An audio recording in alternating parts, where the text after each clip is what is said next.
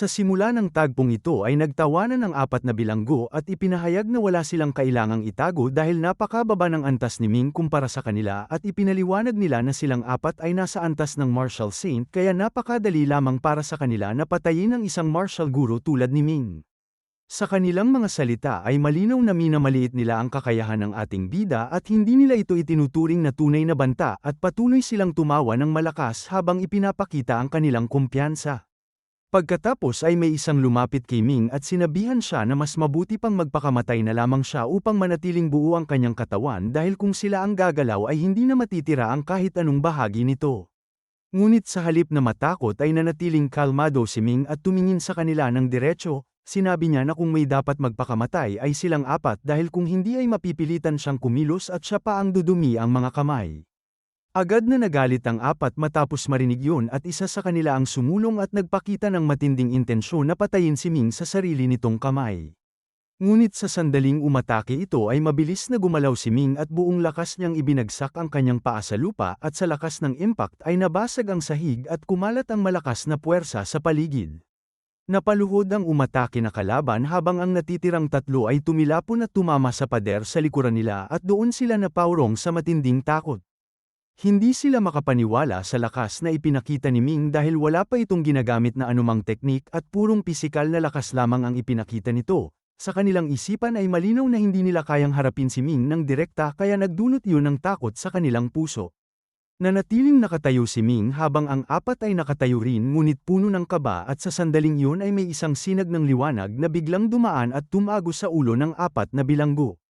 Sa isang iglap ay bumagsak silang lahat at namatay sa mismong lugar. Nagulat si Ming sa biglaang pangyayari at agad siyang lumingon sa paligid upang alamin kung sino ang gumawa nito ngunit wala siyang nakitang kahit sino dahil ang umatake ay agad nang nawala. Makalipas ang ilang sandali ay may dumating na mga tao at agad nilang pinagbintangan si Ming sa pagkamatay ng apat. Ipinahayag nila na pinatay ni Ming ang kanyang kapwa bilanggo at tila hindi nito alam kung sino ang mga taong yon. Sinabi pa nila na ang mga yon ay mga anak ng emperor kaya ang ginawa ni Ming ay isang malaking kasalanan na hindi mapapalampas at dahil dito ay ipinaliwanag nila na paparusahan siya dahil sa kanyang ginawa. Ngunit agad na naunawaan ni Ming ang buong sitwasyon at sa kanyang pagsusuri ay napagtanto niya na ito ay isang planong isinagawa upang patayin siya sa loob ng kulungan at nang mabigo iyon ay sila mismo ang papatay sa apat upang ibintang sa kanya ang krimen. Naisip din niya kung totoo bang mga anak ng emperor ang apat na yun o kung isa lamang itong kasinungalingan upang lalo siyang mapahamak. Ipinakita ang susunod na tagpo kung saan naroon ang Shadow Master kasama ang dalawang prinsipe at ipinahayag nito na natapos na niya ang utos na ibinigay sa kanya at pinatay niya ang apat na bilanggo. Ipinaliwanag niya na ngayon ay maibabaling na ang sisi kay Ming kaya maaari na nila itong parusahan kasama ang kanyang clan at lahat ng may kaugnayan sa kanya. Tumawa ang prinsipe at ipinahayag na kahit bumalik pa ang kanilang tiyahin ay hindi nito maliligtas si Ming dahil mabigat ang kasalanan na ipinapataw dito at ayon sa kanya ay mananatiling nakakulong si Ming at kapag dumating ang tamang oras ay gagamitin nila ito upang makuha ang bangko kapalit ng kanyang kalayaan at kung hindi ito papayag ay hahatulan ito ng kamatayan. Nagpahayag naman ang 39th Prince na ngayon ay bahagi na si Ming ng Golden Family dahil sa kanyang katayuan kaya kung hindi nito napatay ang mga anak ng Emperor ay mahihirapan silang isakatuparan ang kanilang plano laban sa kanya. May pagdududa ang prinsipe kung totoo bang mga anak ng Emperor ang apat na napatay ngunit kinumpirma ng 39th Prince na ang mga yon ay tunay na mga anak ng Emperor kahit na sila ay mga anak sa labas. Ipinaliwanag niya na noong kabataan ng emperor ay magulo ang kanyang buhay at marami itong naging anak bukod sa mga opisyal na kinikilala. Sa dami ng kanyang mga anak ay umabot ito sa 40 at bukod pa roon ay mayroon pang iba na hindi kinikilala ng opisyal na pamilya.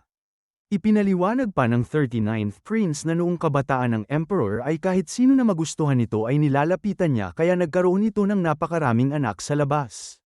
Bagaman ang mga batang ito ay hindi alam ang kanilang tunay na pagkakakilanlan bilang mga anak ng emperor at mga royal princess taglay pa rin nila ang dugong maharlika kaya mataas ang kanilang cultivation. Pagkarinig nito ay natawa ang prinsipe at pinuri ang 39th Prince dahil sa paghahanap nito sa kanyang mga kapatid sa labas at sa kanyang pananaw ay wala ng paraan para makaligtas si Ming sa sitwasyong ito. Lumipat ang tagpo kay Ming na kasalukuyang nasa loob ng kulungan at nakahiga ng tila walang iniintindi at dumating si Ruzu na may dalang pagkain at agad na ikinagulat ni Ming ang kanyang presensya.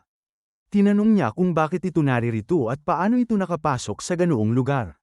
Ipinaliwanag ni Ruzu na bilang personal maid ni Ming ay responsibilidad niyang alagaan ito kaya nagdala siya ng pagkain upang matiyak na maayos ang kalagayan nito at idinagdag pa niya na hindi niya ipinaalam kina Mei Rusian at Zhang Heng ang tungkol sa pagkakakulong ni Ming.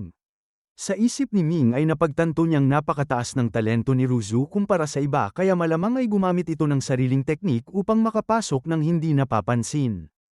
Kinumpirma rin ito ng Invisible Sword at ipinaliwanag na ang lakas ni Ruzu ay higit pa sa karaniwang martial arts god kaya kaya nitong itago ang presensya nito kahit sa harap ng mas malalakas na masters. Tinanong ni Ruzu si Ming kung ano na ang magiging hatol nito dahil narinig niyang ang sinumang pumatay ng miyembro ng royal family ay pinuputulan ng ulo. Nag-alok din siya na ilabas si Ming kung uutusan siya nito ngunit kalmadong ipinaliwanag ni Ming na hindi mahirap para sa kanya na makatakas mula sa kulungan. Ang tunay na problema ay ang implikasyon nito sa royal family at sa emperor dahil kung tatakas siya ay para na rin niyang inamin ang krimen kaya lalo lamang lalala ang kanyang sitwasyon. Nag-alok muli si Ruzu na ilabas siya ng palihim at tumakas na lamang sila palayo. Ngunit tumanggi si Ming dahil maaapektuhan ang katayuan ng kanyang asawa kapag nangyari ito dahil kung tatakas siya matapos akusahan ng pagpatay ay bababa ang dignidad at reputasyon ng kanyang asawa. Upang mapanatag si Ruzu ay inilabas ni Ming ang golden token at ipinakita ito sa kanya. Sinabi niya na huwag itong mag-alala at sa halip ay alagaan na lamang sina Xian at ang iba pa at pinagbawalan din niya si Ruzu na bumalik muli sa kulungan. Pagkatapos nito ay pumasok si Ming sa loob ng golden token at nagpas siyang gamitin ang pagkakataong ito upang mag-ensayo. Ipinahayag ni Ming na kapag natapos niya ang training ay magiging miyembro siya ng Golden Army at sa puntong ito ay wala nang makakagulo sa kanya. Matapos siyang mawala ay napunta siya sa kanyang Spirit Sea kung saan naroon ang kanyang master. Doon ay humarap sa kanya ang captain ng Golden Army at ipinaliwanag na magsisimula na ang kanyang pagsasanay. Ipinahayag na dadalhin siya sa isang lugar na tinatawag na Soul Fighting Ground. Sa lugar na ito ay mayroong mga sinaunang martial artists at mga espiritu mula sa iba't ibang panahon na may pisikal na anyo at lubhang mapanganib at kinakailangan niyang labanan ang lahat ng mga ito at ang panganib ay kapantay ng pakikipaglaban sa isang emperor. Idinagdag pa na karamihan sa mga trainees na pumapasok dito ay hindi nagtatagumpay at namamatay sa loob ng lugar na ito at tanging ang mga makakatalo sa lahat ng kalaban ang makakalabas. Pagkatapos ng paliwanag ay bigla siyang naglaho at naiwan si Ming sa loob ng Soul Fighting Ground. Sa harap niya ay lumitaw ang isang itim na kaluluwa kasabay ng isang makapangyarihang master na agad nagpakita ng intensyong umatake. Sa harap ni Ming ay lumitaw ang isang anino at sa loob nito ay naroon ang isang kaluluwa at isa itong Soul Master na kailangan niyang labanan. Sa simula pa lamang ay agad na inilabas ni Ming ang kanyang espada at ginamit ang kanyang yin-yang slash technique tinamaan niya ito ng direkta sa gitna at hinati sa dalawa dahilan upang maglaho ang kaluluwa.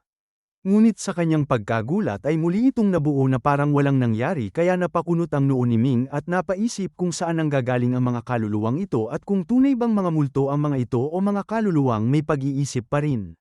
Ipinaliwanag ni Bame Ing na ang mga ito ay mga martial souls at sinabi nito na kapag ang isang tao ay nakabuo ng kanyang martial soul ay maaari niya itong ilabas mula sa kanyang katawan ngunit hindi ito magtatagal sa normal na mundo. Gayunpaman sa isang espesyal na espasyo tulad ng Soul Fighting Ground ay nagiging perpekto ang kondisyon para manatiling buhay ang mga ito sa loob ng mahabang panahon. Dagdag pa niya na maaaring mawasak ni Ming ang kanilang anyo sa bawat laban ngunit hindi niya sila tuluyang mapapatay o mawawala dahil hindi niya alam ang kanilang pinagmulan. Sa puntong ito ay nagsalita rin ang Invisible Sword at ipinaliwanag na kahit ang mga martial souls na ito ay walang sariling kamalayan ay taglay pa rin nila ang kani-kanilang natatanging kakayahan at lalaban ang bawat isa gamit ang sariling teknik kaya maaari itong gamitin ni Ming upang palakasin ang kanyang sarili. Pinayuhan siya na gamitin ang mga laban na ito upang punuin ang kanyang melting pot na magpapataas ng kanyang martial status. Napaisip si Ming at sinabi na nasa martial guru level siya at narinig niyang sa yugtong ito ay kailangang punuin ang melting pot upang maabot ang mas mataas na estado. Ipinahayag niya na maaaring hatiin ang landas sa dalawang direksyon kung saan ang isa ay ang holy position at ang isa naman ay ang earthly position. Pagkatapos ay nagtanong si Ming tungkol sa mga dating master ng kanyang mga kasama at kung hanggang saan ang kanilang narating. Ipinaliwanag ni Bame Ing na ang kanyang dating master ay umabot lamang sa earthly position at hindi naabot ang holy position. Ganoon din ang sinabi ng Invisible Sword na ang kanyang master ay hindi rin nakalagpas sa Martial Guru Earthly position, dagdag pa niya na ang status ay nagpapakita lamang ng antas ng lakas at kapag ito ay tumaas ay maaari kang maging kapantay ng Martial Saint kahit nasa Martial Guru pa lamang. Ngunit ang Holy Position ay ibang antas dahil kahit nasa Martial Guru ka pa lamang ay maaari ka nang lumakas ng higit pa sa isang Martial God. Ipinaliwanag din niya na upang maabot ang holy position ay kinakailangan ng matibay na pundasyon at ang pagpapaunlad ng pisikal na katawan at kung mapapabuti ang foundation ay maaaring umabot ang katawan sa isang divine level. Dahil dito ay nagtanong si Ming kung bakit hindi sinusubukan ng ibang martial artists na tahakin ang ganitong landas kung napakalaki ng benepisyo nito. Ipinaliwanag ng Invisible Sword na ang dalawang yugto na ito ay nangangailangan ng napakaraming resources kaya karamihan sa mga tao ay pinipiling dumiretso sa susunod na level upang mas makatipid kaya mas pinipili nilang maging martial god agad kaysa pagdaanan ang mas mahirap na proseso ng pag-abot sa holy position.